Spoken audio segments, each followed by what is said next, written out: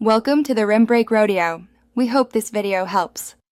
You start by preparing the phone, verify model and Android build, unlock the bootloader if needed, and back up everything now.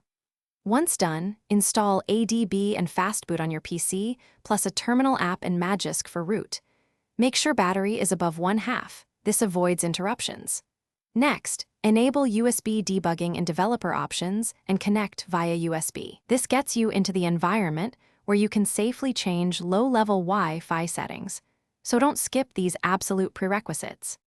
With root, open the terminal and confirm superuser privileges, then check the interface name with IP-link or IODEV. Use IO or IOconfig to read current TX-Power and regulatory domain. This explains limits. If the driver supports it, set a new transmit power carefully. For example, IODEV WLAN 0 set TX-Power fixed 2000 adjusts to 20 dBm. Make sure the device is on a stable surface, and Wi-Fi is disabled briefly before applying changes, so settings take effect. Finally, reboot the phone and validate the result using a Wi-Fi analyzer to check RSSI and coverage.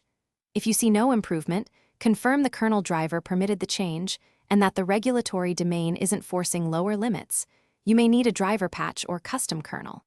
If connections become unstable, revert the TX-Power and restore your backup immediately.